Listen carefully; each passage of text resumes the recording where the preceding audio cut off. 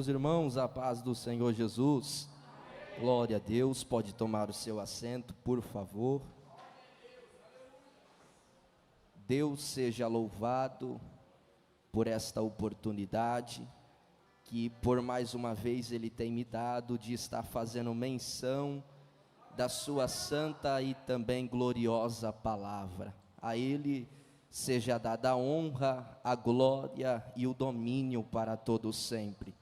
Deus seja louvado também pela vida do nosso pastor Flávio e da nossa irmã Vanusa. Que Deus continue abençoando as vossas vidas, dando graça, força e a cada dia capacitando a vida de vocês. Pode ter a certeza que esta igreja tem orado pelo Senhor. Deus seja louvado também pela vida do evangelista Roberto e também do pastor Leandro, estes irmãos que têm cooperado para que este evento aconteça. Que Deus continue abençoando a vida de cada um de vocês. Há também o meu irmão Valdeci, que Deus seja louvado pela sua vida e também por toda a membresia de obreiros desta casa. A você que trouxe o seu exemplar bíblico, eu quero lhe convidar a abrir juntamente comigo no Evangelho de Lucas. Evangelho segundo escreveu Lucas.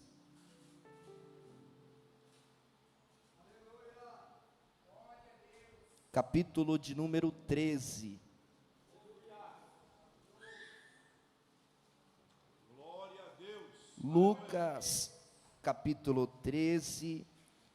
Localize, por favor, o versículo de número 10. Iniciaremos esta leitura no verso de número 10 e a encerraremos no versículo de número 13. Então, Lucas capítulo 13, versículo de número 10, iremos ler até o verso de número 13.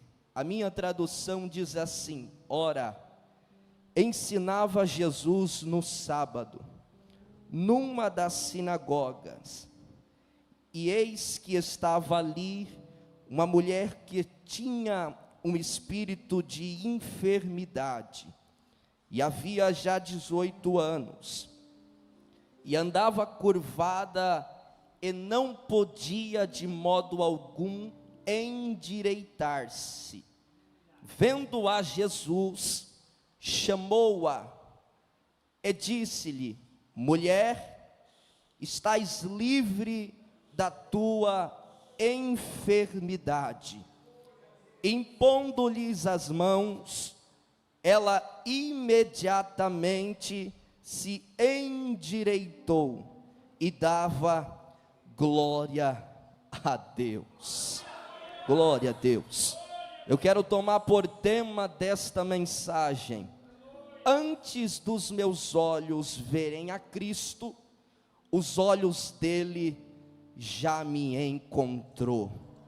Repito, eu quero tomar por tema desta mensagem: antes dos meus olhos verem a Cristo, os olhos dele já nos alcançou. Glória. Filipenses capítulo de número 2, versículo de número 6 a 7, Paulo diz que Cristo, mesmo sendo Deus, não teve por usurpação ser igual a Deus, mas aniquilou-se a si mesmo, tomando a forma de servo e fazendo-se semelhante aos homens. É exatamente isto que o Evangelho de Lucas está nos apresentando. Lucas, ele apresenta Jesus como o Filho do homem ou como o homem perfeito. E apesar de Lucas ser considerado um dos evangelhos sinóticos, por conter e também apresentar passagens semelhantes e paralelas ao de Mateus e Marcos, Este evangelho de Lucas, ele possui algumas particularidades, como por exemplo, a primeira particularidade, aqui eu quero apresentar pelo menos duas. A primeira particularidade que Lucas apresenta em seu evangelho é que ele é o autor que mais identifica a humanidade divina de Cristo, nos dando maior detalhes sobre a vida de Jesus na terra. É Lucas quem apresenta de uma forma detalhada acerca do nascimento de Jesus, da sua circuncisão após o 8º dia de nascido, e até mesmo o da sua apresentação no templo após o 33º dia de circuncidado. Lucas também ele apresenta de uma maneira breve e rápida acerca da infância e adolescência de Jesus, e até mesmo no momento em que Cristo está na cruz do Calvário. Lucas faz questão de deixar registrado as últimas palavras de Jesus, que expressam sentimentos de um homem. Sem dúvidas, o evangelho de Lucas é o único que nos apresenta eventos e relatos sobre a humanidade de Cristo em seu ministério terreno.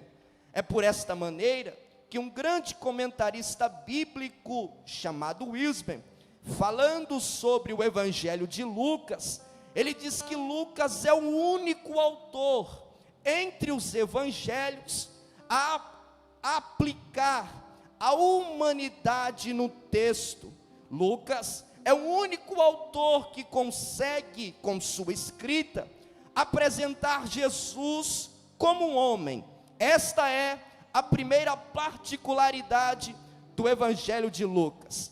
Já a segunda é que, além de Lucas apresentar a Jesus como o Filho do homem, Lucas também deixa claro, na apresentação do seu evangelho, que Jesus, ele veio resgatar e também salvar aqueles que eram considerados como perdidos, porque enquanto a cúpula dos judeus estava cega com tradições e também paradigmas, os olhos de Cristo estavam abertos para enxergar aqueles que estavam sendo rejeitados.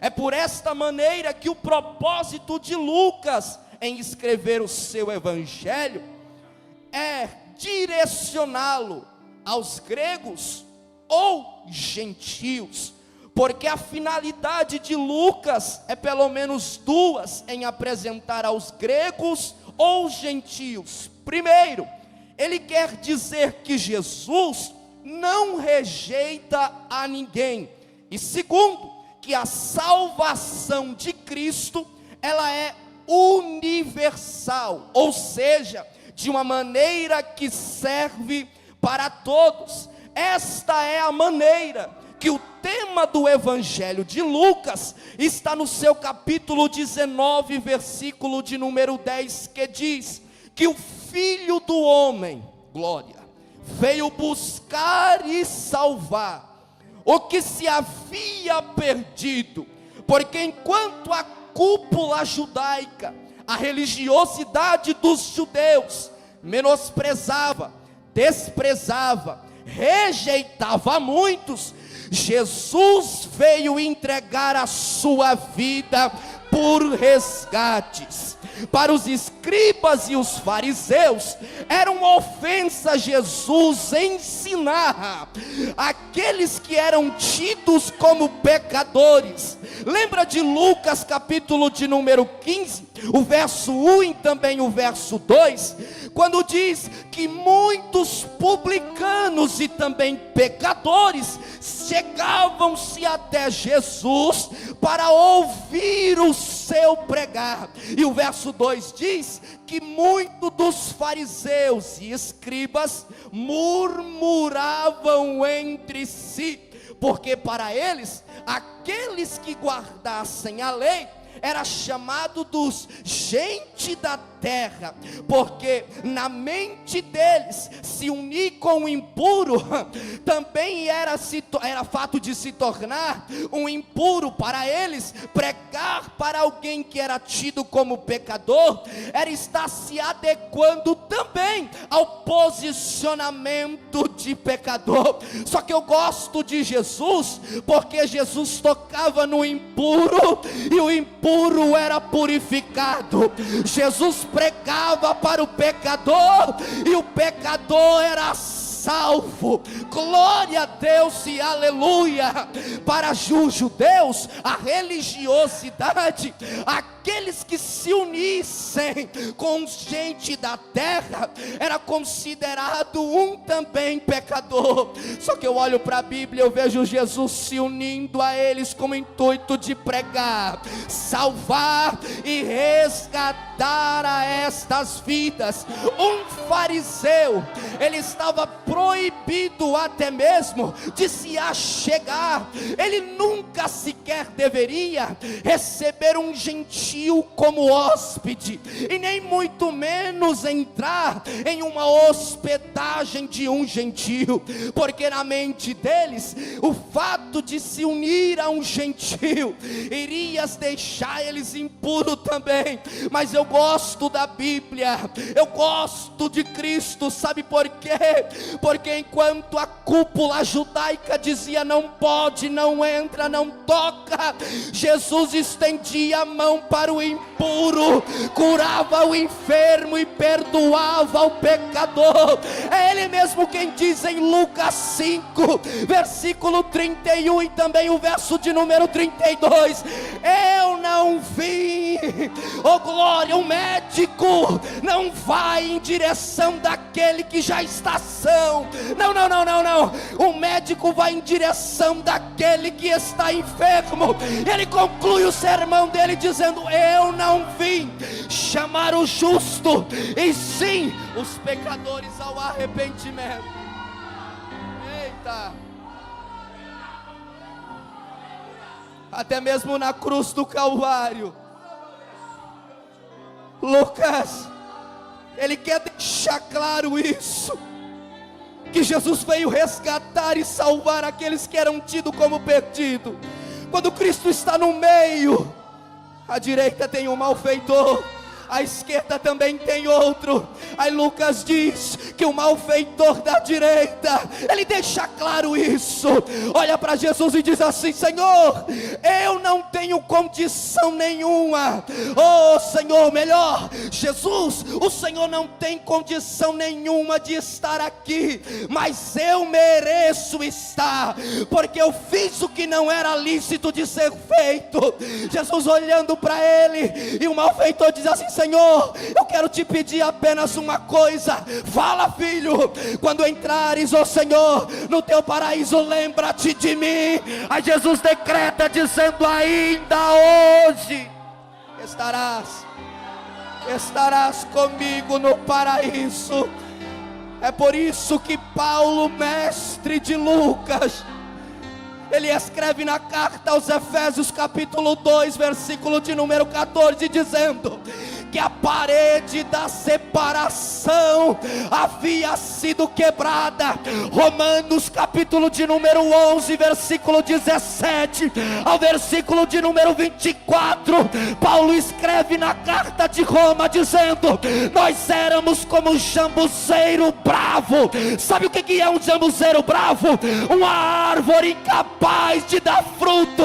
Só que Paulo continua dizendo: ele nos arrancou da raiz infrutífera, nos enxertou a Cristo, e aquilo que não dava fruto passou a dar, aquilo que era parado, encostado, começou a caminhar.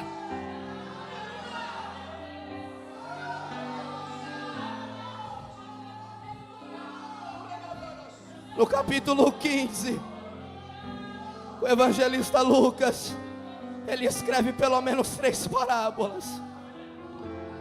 Primeira, a ovelha que se perdeu. Segunda, a noiva que perde a dracma na casa. E terceiro, o filho que se foi, o filho pródigo, para a ovelha que se perdeu. Ele é o pastor que encontra e traz de volta. Para a noiva que perdeu a dracma em meio à escuridão, Ele é a luz que ilumina de volta a casa, fazendo-a encontrar. Para o filho que se foi, Jesus está dizendo: eu sou o Pai que vê, abraça e restaura tudo de volta. Ele vê o que ninguém viu. Ele abraça o menosprezado, ao rejeitado Ele diz: eu estou contigo.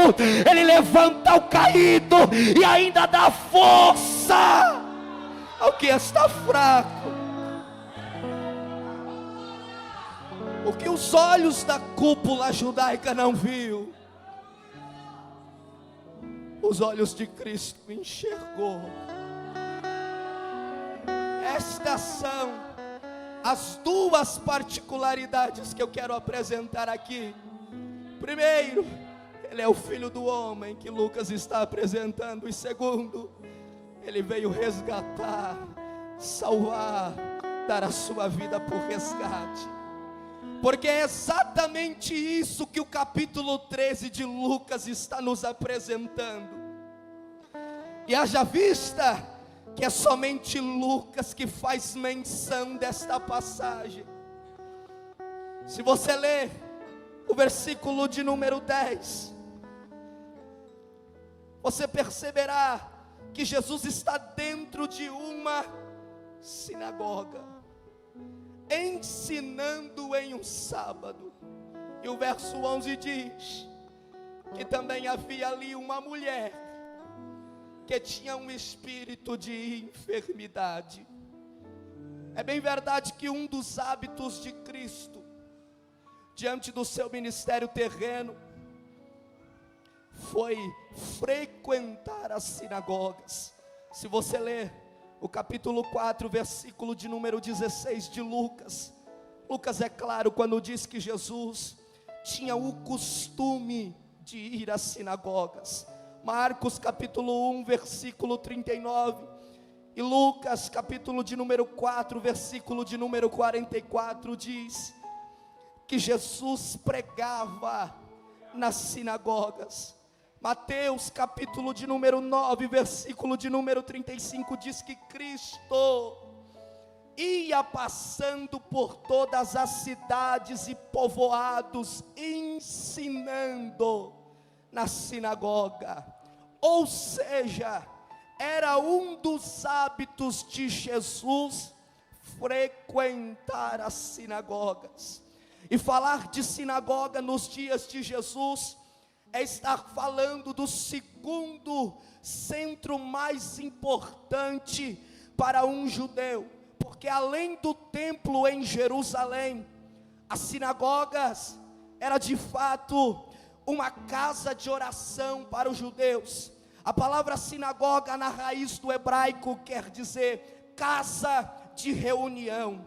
A sinagoga no tempo de Jesus, ela tinha um papel muito importante para a comunidade.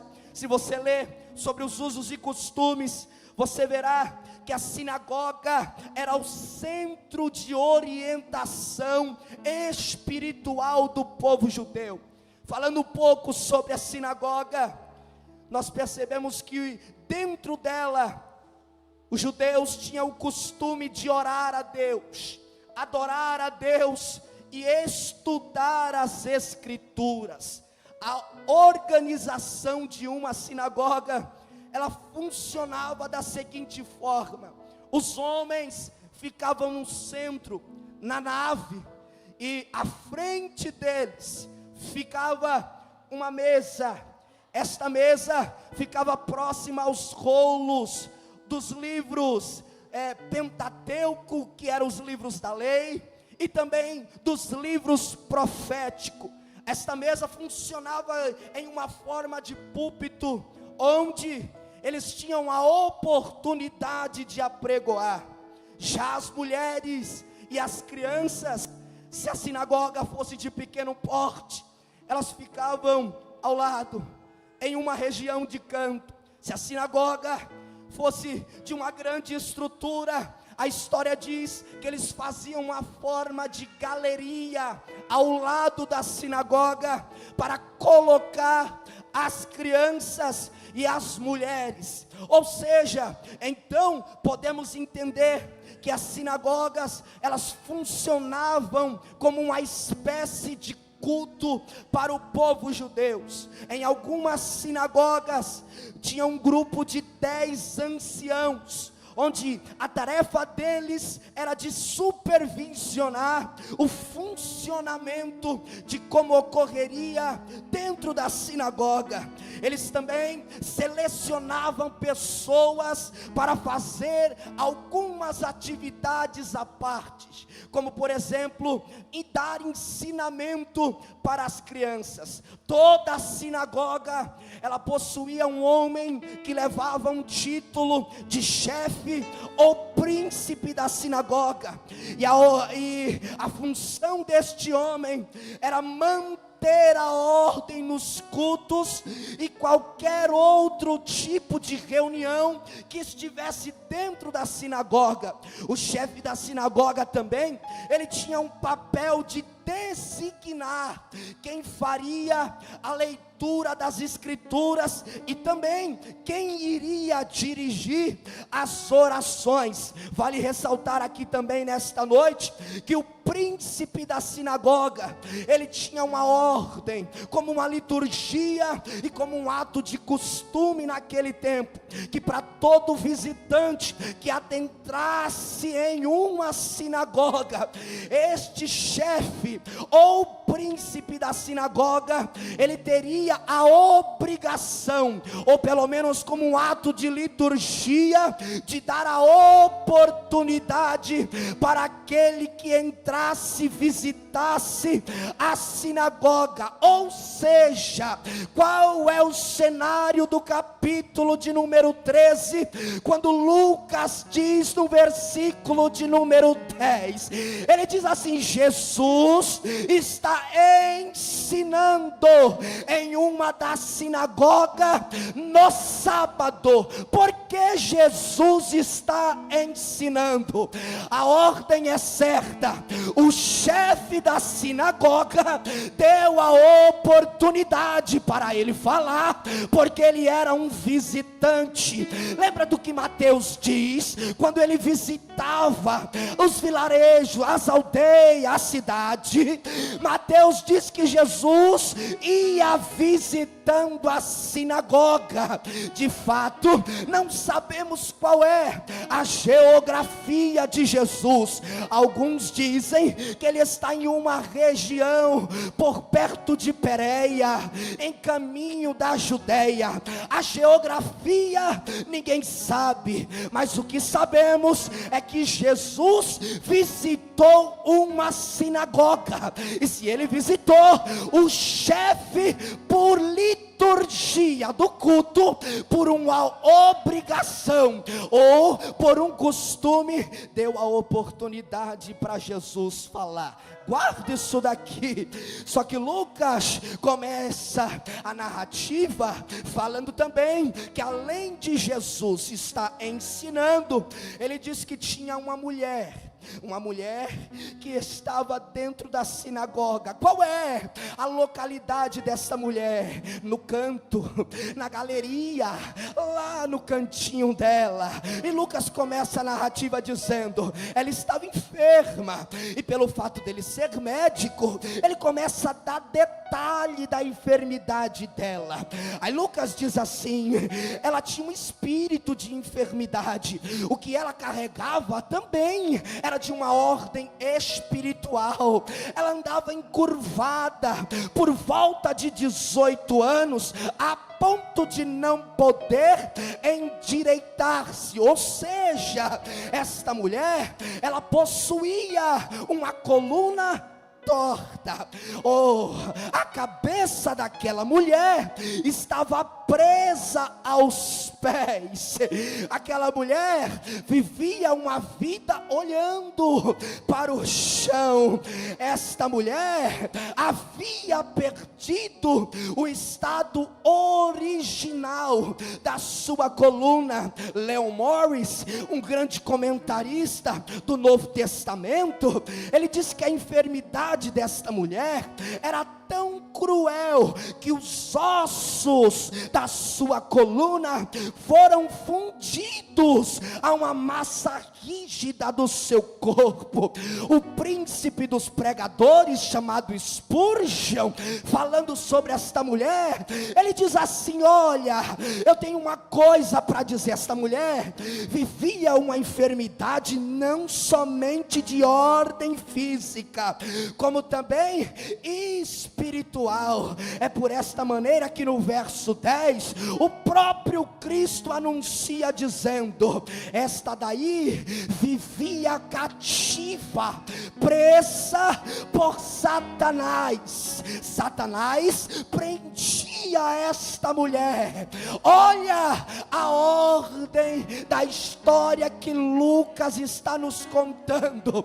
Olhando já para este ponto, eu consigo extrair pelo menos duas coisas. A primeira é que o culto aonde Jesus tem a oportunidade para falar, enfermo sai curado, cabisbaixo sai de cabeça erguida, e quem tem uma vida torta sai reto, glorificando a Deus. Olha o contexto: o chefe da sinagoga deu a oportunidade para Jesus falar, e eu preciso dizer, Jesus, aonde tem a oportunidade para falar, tem renovo, tem restauração, tem mudança de vida, tem milagre, tem resposta, tem ação perante o problema. O problema é que tem muita gente que quer tomar o papel que é de Jesus. O problema é que quando é para Jesus falar, o homem quer se apresentar. E deixa eu dizer uma coisa: culto aonde o homem se apresenta não tem glória de Deus, só é um culto terreno. Mas culto aonde Jesus tem a oportunidade, lebacanda, lebadaravasúria, para falar a providência, milagre derramado. Eu preciso correr. O segundo ponto que eu enxergo aqui é que essa mulher, ela tem de muito a nos ensinar. Sabe por quê? Porque mesmo estando em uma situação caótica, mesmo estando em uma situação de dificuldades, ela está enferma, encurvada. Lucas faz questão de dizer: apesar de estar 18 anos encurvada, ela continua indo para a sinagoga. Apesar de estar com a vida desregulada, fora da origem, ela continua indo à sinagoga. Oh, coisa boa é lidar com pessoas que passam por dificuldade, porque problemas todo mundo enfrenta. Melhor ainda é enfrentar pessoas, lidar com pessoas que passam por luta, pastor Roberto, mas está aqui sentado, levantando a mão, dizendo: Deus, eu te louvo, eu te agradeço. A coluna pode estar torta, a vida pode estar desregulada, mas eu continuo com o meu costume de ir ao templo, de ir à sinagoga, de ir ao culto. E uma coisa que eu sempre falo para os jovens: Deus cuida dos que se dedicam a Ele. Deus cuida dos que se dedicam a a Ele. O melhor lugar para você estar é no centro da vontade de Deus. Ela tinha motivos para parar, ela tinha motivos para desistir, só que o propósito dela era maior do que a dor, era maior do que a luta, era maior do que o problema. Lembra de Ana? A madre dela foi cerrada, só que o autor do primeiro livro de Samuel, ele começa dizendo: ela ia para o templo, não estava gerando, mas ia, subia na tenda para orar.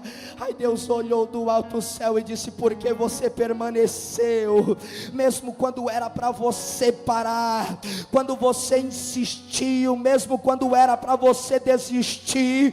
Olha o que eu vou fazer sobre a tua vida, Ana. Aí o autor escreve dizendo: e Deus abriu a madre de Ana. Eu preciso dizer para alguém aqui que entrou passando luta, problema, dificuldade, assim diz o Senhor, porque era para você parar, porque era para você desistir, e você continua ouvindo. Olha o que eu vou fazer sobre a tua vida, olha o que eu vou operar, olha o que eu vou realizar. É por isso que o salmista, no Salmo de número 42, ele está enfermo, os seus ossos estão doendo, mas ele diz: ó Deus, eu estou aqui, mas a minha alma continua tendo sede pelo Senhor. A enfermidade chegou, mas eu continuo ainda tendo sede pelo Senhor. Persista, não desista. Deus, Ele cuida. Deus, Ele cuida.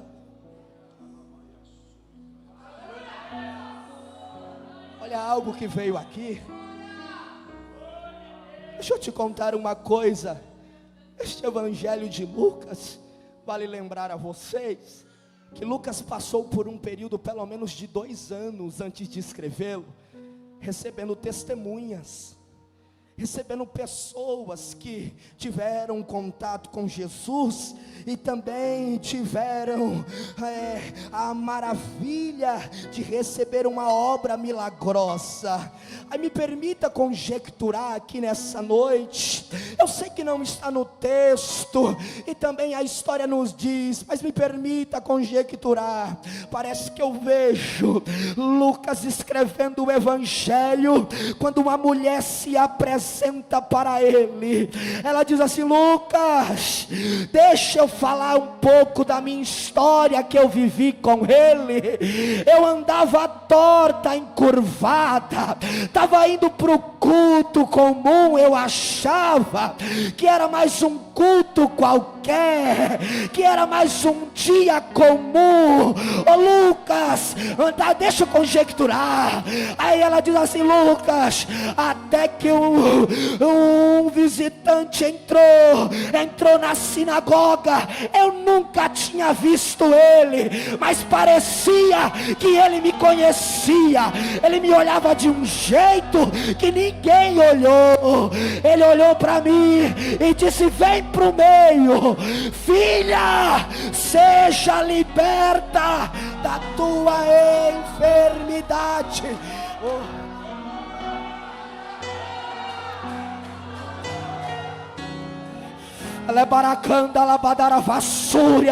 Para você, quando você saiu de casa, era mais um dia qualquer, era mais um culto de quinta-feira, só que o Rei da Glória, aquele que tem olho como chama de fogo, olhou para você e disse: eu estou resolvendo, eu estou agindo, eu estou trabalhando, eu estou operando.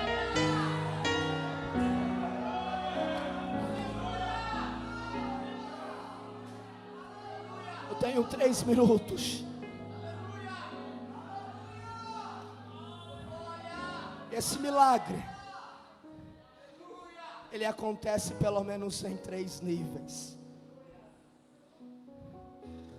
Há pelo menos 3 processos para que este milagre aconteça. Eu quero falar apenas um. Em 3 minutos eu encerro. O primeiro milagre, ou melhor, o primeiro processo do milagre, é que Lucas, após dizer que Jesus está ensinando, falando, que tem uma mulher na casa, na sinagoga, que está enferma por 18 anos. Aí Lucas faz questão de dizer que enquanto Jesus pregava, olha o que o verso 12 diz, enquanto Jesus ensinava, Lucas diz, e vendo a Jesus, apesar dela estar no canto, apesar dela estar lá no cantinho dela, os olhos de Cristo encontrou aquela mulher. Apesar dela estar lá no cantinho na nave, tinha tanta gente, mas os olhos dele, Lucas fala, alcançou a vida daquela mulher. Eita glória! Os olhos de Jesus viu que o chefe da sinagoga não viu. Os olhos de Jesus viu que os olhos dos judeus não enxergaram. Os olhos de Jesus encontrou aquela mulher. É por isso que antes dos meus olhos alcançarem a Jesus, os olhos dele já me alcançou. Antes desta mulher saber quem era Jesus, é interessante que Lucas não diz, ela não foi atrás, ela não se prostrou pedindo um milagre, não, foi os olhos do mestre que a encontraram.